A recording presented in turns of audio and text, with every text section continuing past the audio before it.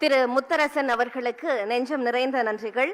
அடுத்ததாக தனது கருத்துக்களை நெஞ்சுரத்தோடு எந்த அச்சமும் தயக்கமும் இல்லாமல் தெளிவாக சொல்பவர் தனது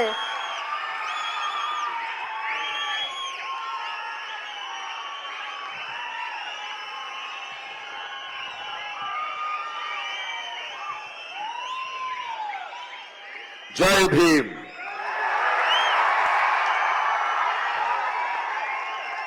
எப்படி இருக்கீங்க செல்லம்? எல்லோருக்கும் வணக்கம். ஐ லவ் யூ டு செல்லம்.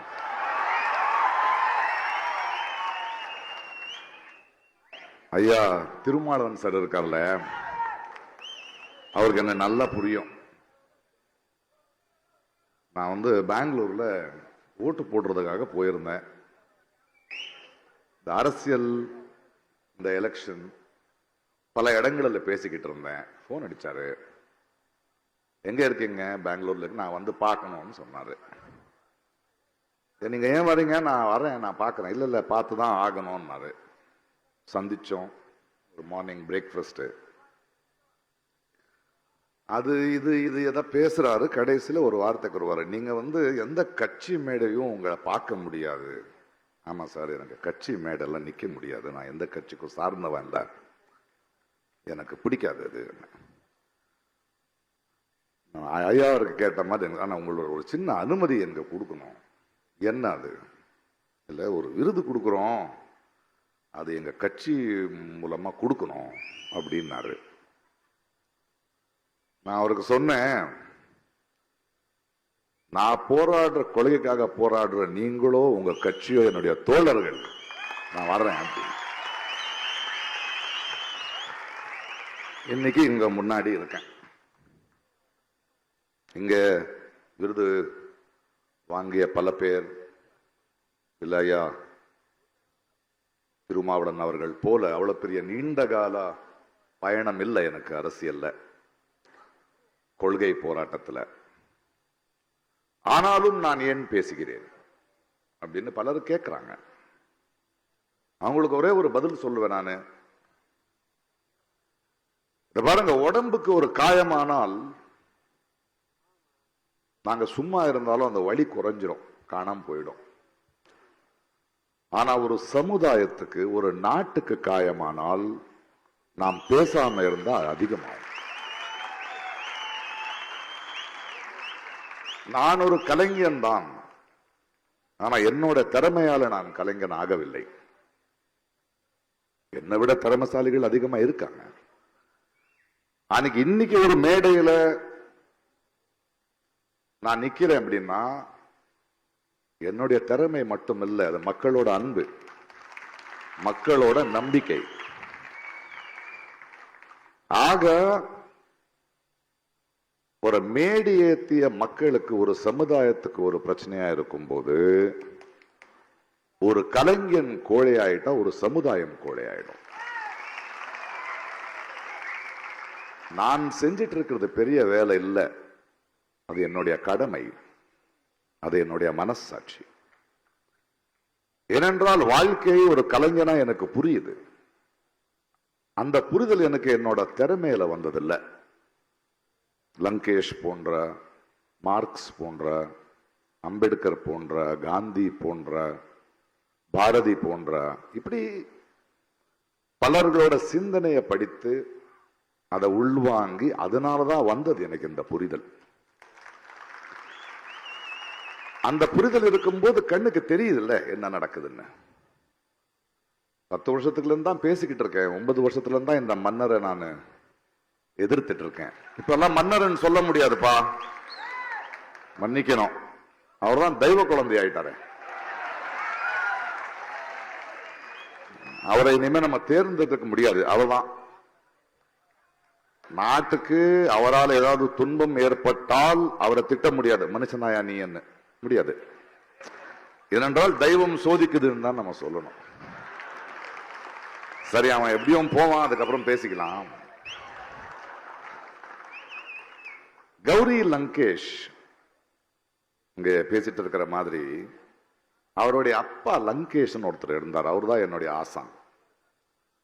அவர் வந்து ஒரு பத்திரிகையை நடத்திட்டு இருந்தார். ஒரு மாபெரும் சிந்தனையாளர், எழுத்தாளர். அவர் தான் எங்களை சிதைக்கினார். அவருடைய கோபம் தான் இன்னும் எங்களுக்கு இருக்கு. அதாவது அந்த காலத்திலேயே வந்து ஒரு பத்திரிகை ஆரம்பிக்கும் போது, அதை நடத்தும் போது விளம்பரம் வாங்காம பத்திரிகை நடத்துவார்.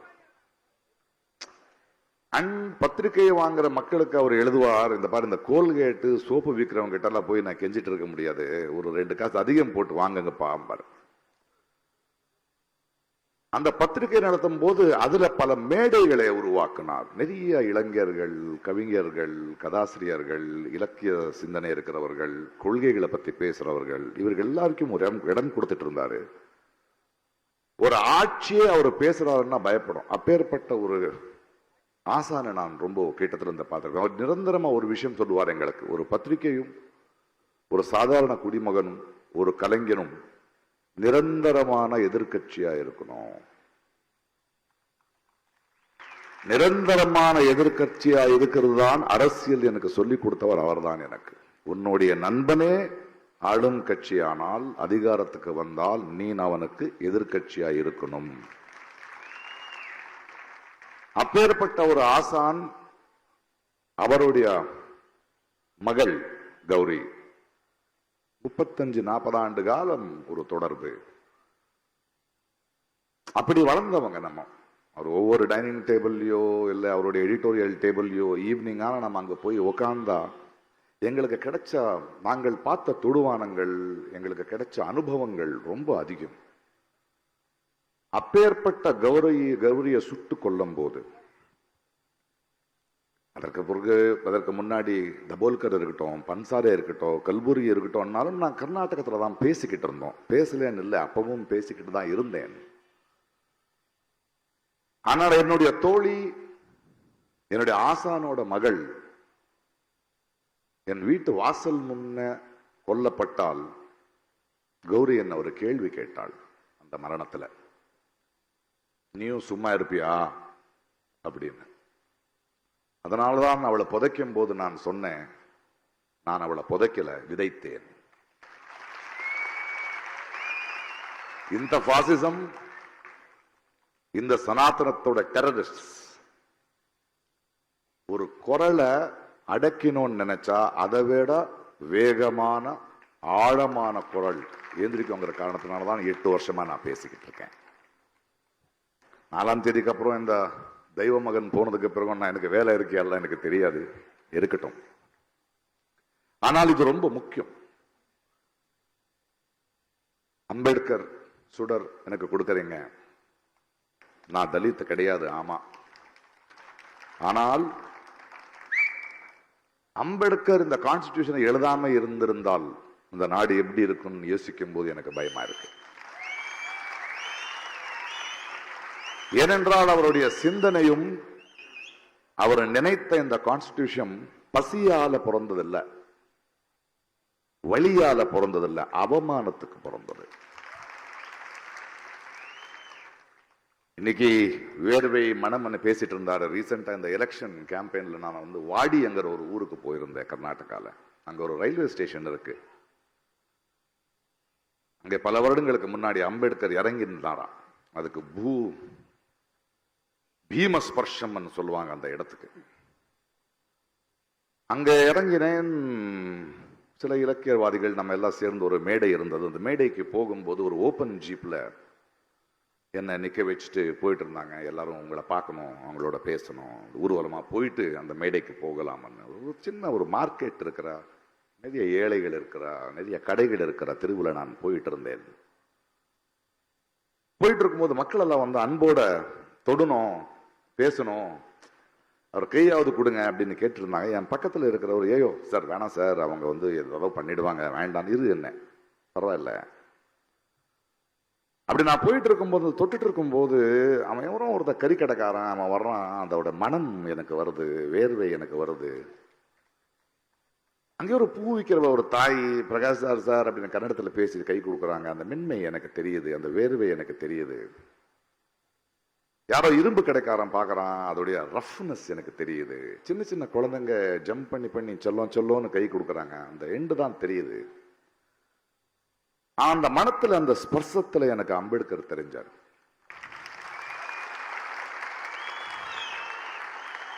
இத பாருங்க, அப்படி பார்க்கும்போது இந்த தெய்வமகன் மன்னரை நினைச்சேன் நானு.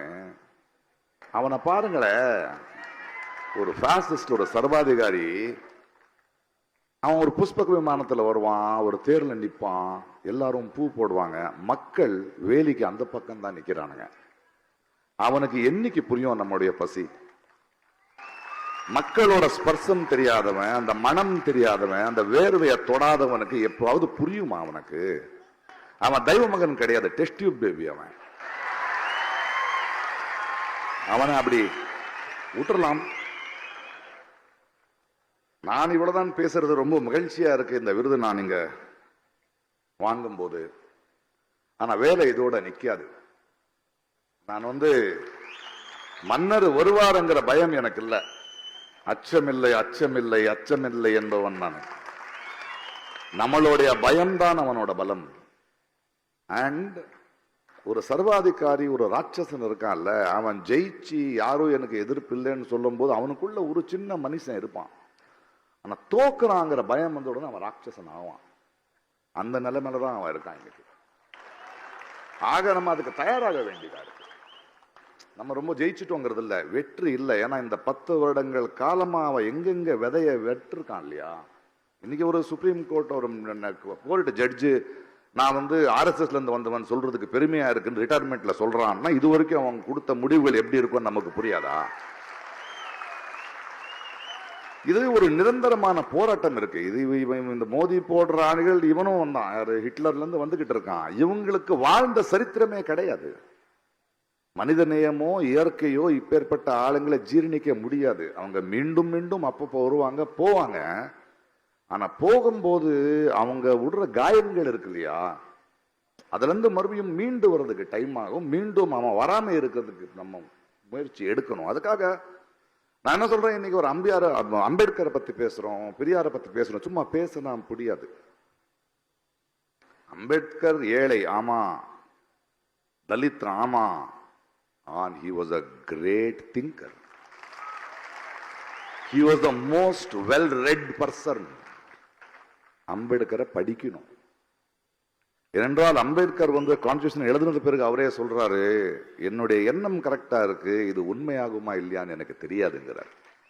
அதற்கு காரணம் அடுத்த வர தலைமுறை ஒரு மார்க்ஸையோ ஒரு அம்பேத்கரையோ ஒரு காந்தியோ படிக்கிறாங்களா இல்லையான்னு தெரியாதுங்கிறது நேரடியா சொல்றாங்க. அது படிக்காதவங்க தான் உட்கார்ந்துகிட்டு இருக்கோம். தே ஆர் நாட், நம்மளுக்கு அவர்கள் சூப்பர் ஸ்டாருங்க கிடையாது, நாங்க படிக்க வேண்டியது. பிகாஸ் அதுக்கு பின்னாடி அந்த அவமானத்தையும் தாண்டி அவங்க படிச்ச படிப்பு, அவங்க பார்த்த தொடுவானங்கள், அதையும் நம்மளும் பார்க்கணும். அப்போதான் இந்த என்ன இந்த சனாதனம் இருக்கோ, இந்த பாசிசம் இருக்கோ, அது வேரோட நம்ம எடுக்க முடியும். இவங்களுக்கு என்ன சொல்லணும்னு அதை பாருங்க. ஒரு தனி மனிதனுக்கு கட்டறிவுல கட்டாயிடுச்சுன்னா அது அவன தனிப்பட்ட மனிதனோட வழி. ஆனா ஏகலவ்யனோட கட்டவிரல் எடுத்துட்டு போனா அது சமுதாயத்தின் வழி. மெஜாரிட்டின்னு சொல்றாங்கல்ல, மெஜாரிட்டியோட பொறுப்பே மைனாரிட்டியை பார்த்துக்கிறது இல்லையா? இது தொடர்ந்த போராட்டம் ஆயிட்டே போகணும்.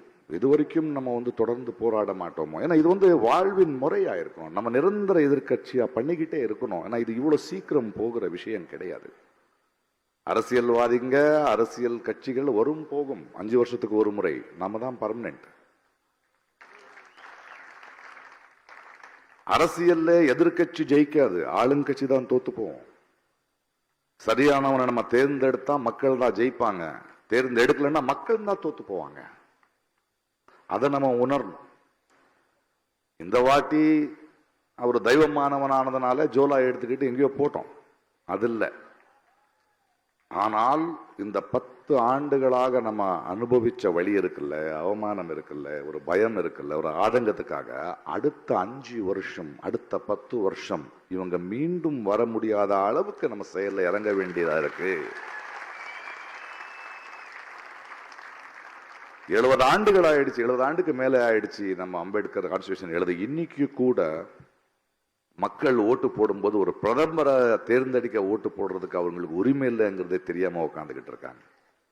ஒரு முதலமைச்சரை தேர்ந்தெடுக்கிற உரிமை இல்லை. நம்மளுடைய ஒரு பிரதிநிதி எங்களுடைய குரலை பேசுறவன் பார்லிமெண்ட்டுக்கு போகணும். 530 பேர் தான் இருக்காங்க. இது வரைக்கும் நம்ம தொகுதியில நமக்கு தெரிஞ்சவனாயவன், நம்மளுடைய வழி தெரியுமா, நம்மளுடைய மொழி தெரியுமா, நம்மளுடைய வேர்வை தெரியுமான்னு தெரிஞ்சவங்க நீங்க தேர்ந்தெடுக்கணும். அதை விட்டுட்டு ஒரு ஃபுட்பால் மேட்ச் பார்க்குற மாதிரி எடுத்துட்டோம்னா அப்படிதான் வச்சிருக்கானுங்க இவனை. அப்பதான் இவங்க பிழைக்க முடியும். ஆனா மக்களுக்குள்ள அடுத்த 5 வருஷமோ 10 ஆண்டுமோ நான் வாழ்க்கை முழுக்க அதுதான் பண்ண போறேன். எனக்கு அதுதான் வேலை. எனக்கு இது வேலை இல்லை. வரும்போது இன்னைக்கு ஒரு 3 பத்திரிகையாளர்கள் என்ன மீட் பண்றாங்க. நேஷனல் கேரவன் அந்த மேக்சின், நீங்க ஏன் தேர்தல் அரசியலுக்கு வர மாட்டீங்க? சேர்க்க மாட்டாங்கம்மா அப்படின்னு. அரசியலுக்கு யாராவது வரலாம், யாராவது உள்ள வர முடியாது. பிரகாஷ் ராஜ் இப்படி பேசுற வரைக்கும் நான் அவங்களுடைய செல்லம். தேர்தல் அரசியலுக்கு வந்தா என்ன உள்ள விட மாட்டாங்க, அது எனக்கு தெரியும். ஆனா மக்களான நமக்கு அவங்களுடைய பலசாலிங்க. நம்ம அம்பேத்கர் எழுதின கான்ஸ்டிடியூஷன்ல பவர்ங்கிறது மேலிருந்து கீழே இல்ல, கீழிருந்து மேல. அந்த சக்தியை நம்ம உணர வேண்டியதா இருக்கு. இது நம் வாழ்வின் முறையா இருக்க வேண்டிய, அடுத்த தலைமுறைக்கு நம்ம கொடுக்க வேண்டியது இதுதான். அந்த ஒரு பயணத்துல நான் நிரந்தரமான எதிர்க்கட்சியா இருப்பேன். நான் உங்களோட இருப்பேன், மக்கள் குரலா இருப்பேன். இன்னைக்கு கொடுத்த இந்த விருந்துக்கு நான் தலை வணங்குகிறேன். இதை நான் கௌரி சார்பாக வாங்கிக்கிறேன். நன்றி, வணக்கம்.